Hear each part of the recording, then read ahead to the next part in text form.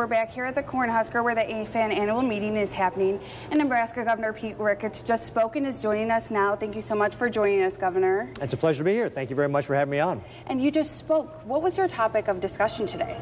Well, the high level is that we need to grow Nebraska, and to grow Nebraska, we need to grow agriculture. It's our #1 industry here in the state.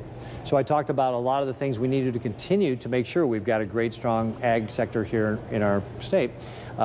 Good policy, such as being able to provide property tax relief. We cut the growth of government in the last session by nearly in half, and that allowed us to take the property tax credit relief fund up by over 45% and deliver $408 million in direct dollar-for-dollar property tax relief. We also have 35 counties that are designated livestock friendly. That's a key way for us to be able to help grow our state, is by promoting agriculture or livestock here in our state, to be able to add in that layering for our economy. And I know a big emphasis today is the livestock industry, and how is that helping with economic development here in the state? Well, if you look at counties like, say, Cumming County. Cumming County is the first county in our state that has reached $1 billion in ag receipts. 87% of that was livestock. So that's a huge opportunity for growth. That was $846 million. And of course, if you look, we're the #1 state for exporting beef and veal. Again, almost $1 billion there. Our cattle and calf industry is $12.6 billion.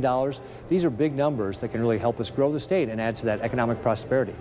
And you mentioned the livestock-friendly counties. What else have you done this year to promote the livestock industry? Well, one of the things we're really focused on is making sure that we have the right policies in place, as I mentioned, with property taxes, with the livestock-friendly.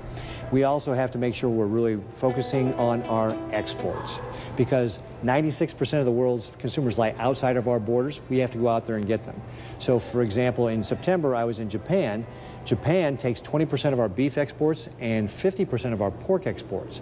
So we want to make sure we grow those markets, and the Japanese are looking to import more of our protein products because their diet is changing. And what are you looking to do in 2016 for this industry? Well, we want to continue to look at what are the things that are barriers for livestock expansion. We also want to make sure we're bringing in more processing, again, more value-added ag. And to do that, we're working closely to really integrate the functions that impact that with Department of Agriculture, Department of Economic Development, Department of Environmental Quality, and the Department of Roads. All of these play a key role in making sure we can expand companies here or attract new companies. All right, well, thank you so much for joining us this morning, Governor. And we're going to check out the weather after the break.